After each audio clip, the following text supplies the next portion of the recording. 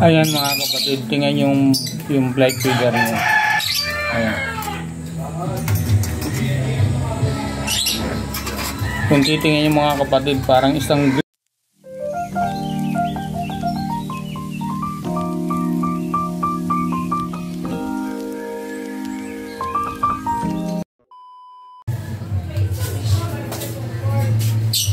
Good morning mga kapatid. Welcome po sa Kuya John TV.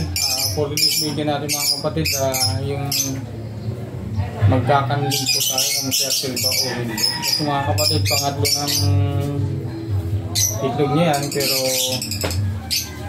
nung una kasi, pangalawa, hindi tayo pinalag kasi unfertile nga. Ngayon mga kapatid, tingnan natin kung ano pa ang nangyari o fertile ba o hindi. Ngayon mga kapatid, bago tayo dumako doon, maglilinis muna tayo ng mga putre ng alaga natin ibon. Ngayon mga kapatid, bago tayo mag-umpisa, baka po pwede makain po ng isang like, share at subscribe po mga kapatid. Maraming salamat po. Ngayon mga kapatid, cut muna natin. Unahin natin ito mga kapatid, itong number 5. Natandaan lang natin.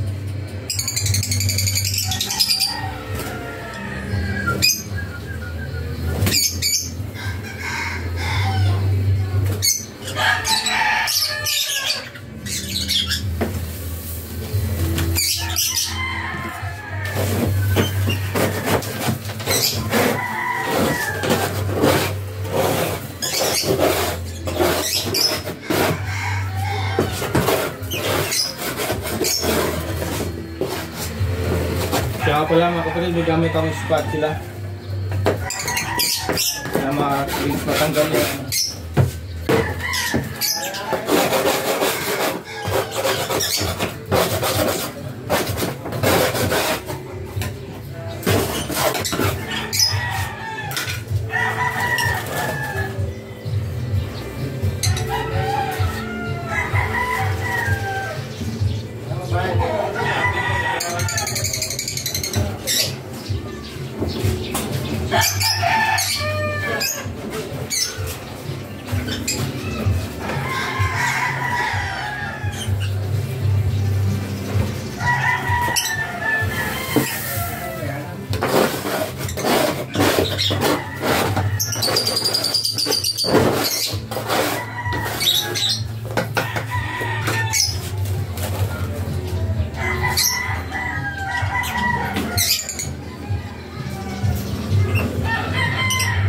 ayan kasi mga kapatid, kahit kami ito, hindi kasi masyadong mailap yung mga alaga kong ibon mga kapatid.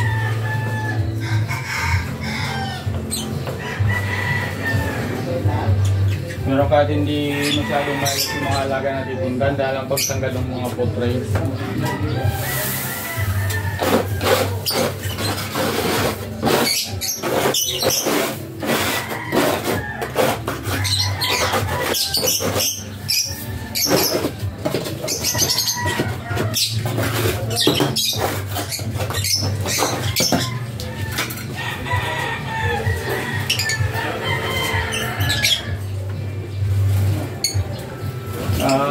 Ayun nga pala mga kapatid, sa mga breeder ang ginagawa ko, araw-araw malunggay, kangkong, saka yung mga ginagawa.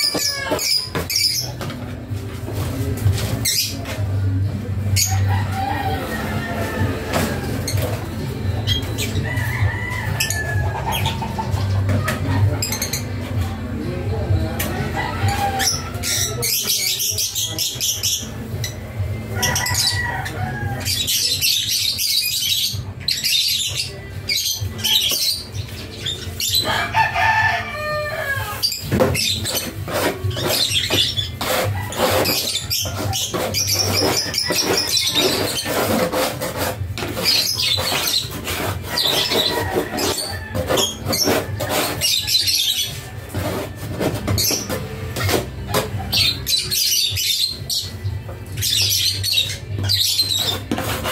mga kapatid, kailangan po pag nagtanggal po tayo ng putri, yung sa umaga lang, huwag lang po tanghali.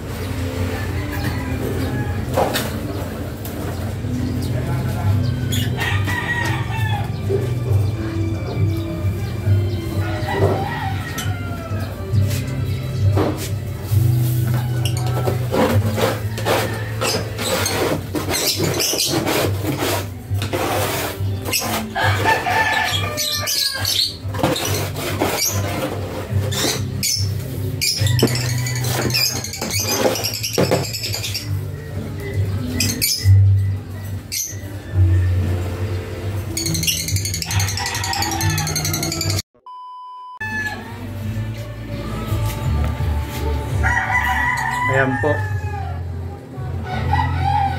Kung naaalala nyo mga kapatid, yung huling vlog natin, ang kapares na isang turquoise par blue na split ino dito sa Moog DF Ewing na opa, faded na hen. Ngayon mga kapatid, medyo sinwerte tayo. Ayun, natigok yung pack dahil siguro sa init ng panahon.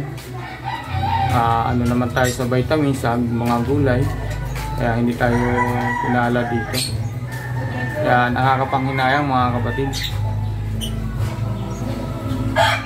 Ngayon mga kapatid, dito naman po tayo sa ano, yan, yan sa Project Opadan na ano natin. May dalawang, kung naalala nyo mga kapatid, meron tayo dyan na papisa, dalawang inakay. Ngayon mga kapatid, hindi tayo pinalad, bali namatay din, sayang mga kapatid. Kaya sa sunod, babawi na lang tayo mga kapatid. At soon, makapalabas tayo sana ng ano, ng Opadan. Kung sakali, doon pa lang tayo makakapagpa ano ng Opadan na painakay. Kaya ngayon mga kapatid, wala po tayo may ano ngayon. Talagang sobrang init ng panahon. Nagmi-meet naman sila pero hindi natin alam kung magiging success yung kanilang pag-meet. At ngayon mga kapatid, dito po tayo sa dalawa na to. Ito po yun. Kung naalala nyo, yung ginagawa natin dito, ito po yung kinuto pairings natin. Isang green opa PS split faded, isang turquoise pardo na hen na split PS. Ayan pong dalawang yan ay mag-ina po yan. Ngayon mga kapatid, yung huling sinabi ko sa inyo na baka ito ang unang ipares na. Ayan, nag-pares na itong dalawa na ito, nag-mate na rin. Kaya sana makapalabas tayo ng par blue o papilip na faded 6 lane hen. Kasi yun mga kapatid, yung green na yan ay naka-stick po sa blue. Yan po kasi yung parents niya yung turquoise pardo na yan. At ngayon, Ito po yung huling ano niya, kapares. Pagka nangitlog na yun, isasama na natin dito mga kapatid. Itatry natin yung 2 pairings kasi ba mga kapatid, kulang tayo sa kak. Ang bala ko, may itlog na rin to. Itatry kong pares dito sa viewing yung green na OPA PF na split faded. Ayan. Tapos dito mga kapatid, bale, ay, nagme-mate sila. Pero na ano sila mga kapatid, sa sobrang init siguro ng mga panahon mga kapatid, parang hindi natutuloy yung kanilang pag-mate. Pero napakaganda mga kapatid ang project natin dito kasi hen or cock, faded mga kapatid, visual. Bali mga kapatid, wala ng tapon. Kaya sana makapapisa na tayo sa May o kaya June. Ayun. Yan mga kapatid, magama rin yan. Ang parents ng blue na yan, yung turquoise par blue.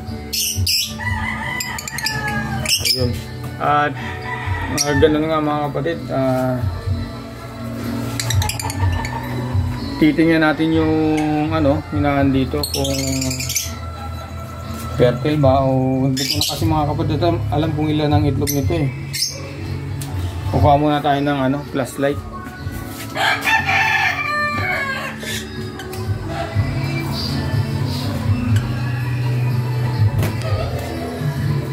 Ayan.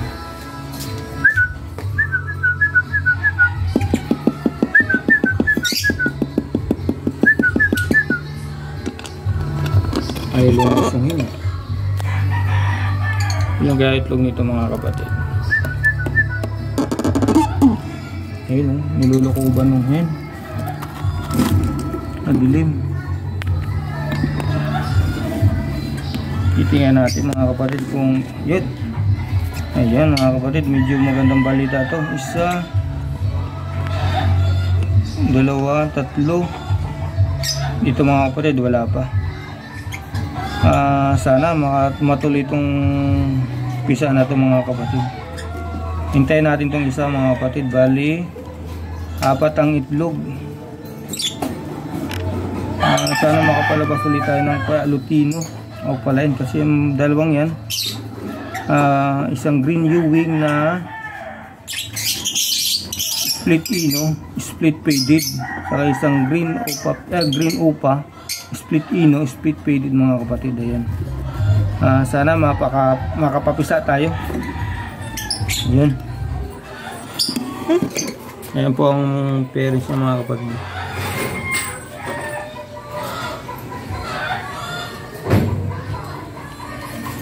At ayan mga kapatid, meron lang po tayong huli na isang ibon. Papakita ko po sa inyo. Kasi ang pagkakaya nakikita nila sa ID ng alaga kong ibon na isa raw gray wing. Pero ang parents po talaga nun, nung ipapakita ko sa inyo, ayan yung cock na yan, yung green OPA PF split faded. Ayan, nasa likod ng turquoise par blue. Ayan mga kapatid, kakat muna natin. Papakita ko lang sa inyo. Ayan mga kapatid, tingnan yung blight feeder niya. Ayan. Kung titingnan yung mga kapatid, parang isang green OPA dan palo po yung faded natin na OPA PF. Ayan mga kapatid. Malikot lang eh. Yan yung flight feeder mga kapatid. Saka yung kulay niya.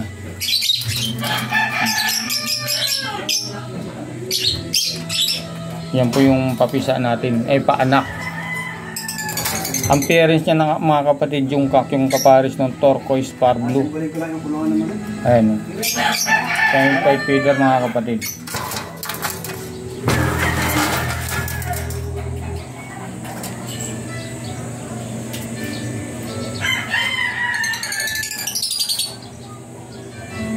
Ayan mga kapatid, hulihin natin.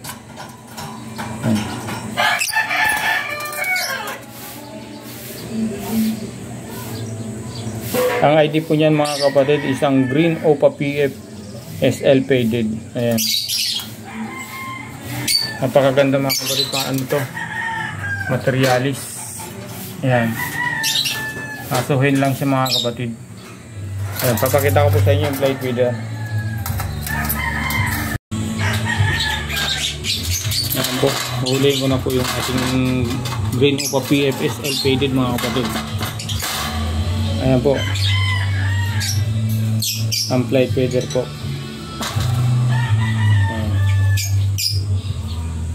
Ay.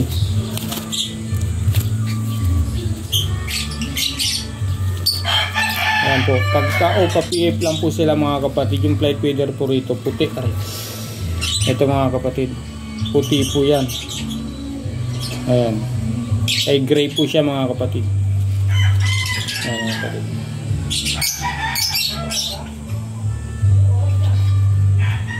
Yan mga kapatid, hanggang dito na lang po mga kapatid. Maraming salamat po sa suporta niyo mga kapatid. At kung bago pa lang po kayo sa channel at nagustuhan niyo po yung aking channel, paki-subscribe na lang po mga kapatid. Maraming salamat po.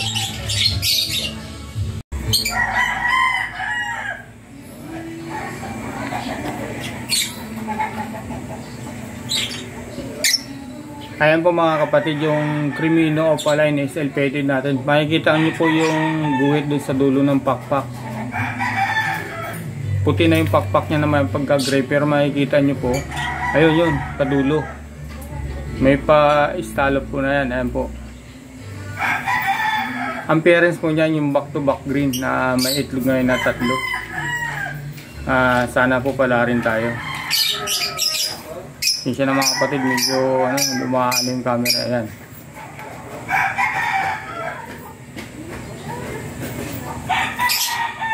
Ayan mga kapatid, pasok natin.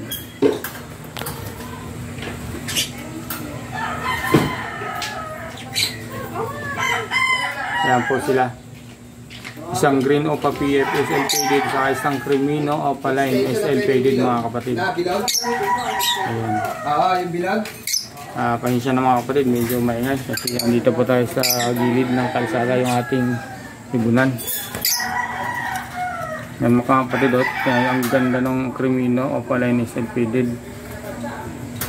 Saka yung green na OPA PF SL faded, kalamudan mga kapatid, pero faded po yan, napakadiin po. Ayan mga kapatid. Ayan. Ayun. Hanggang sa muli po mga kapatid, hanggang dito na lang po. Maraming salamat po.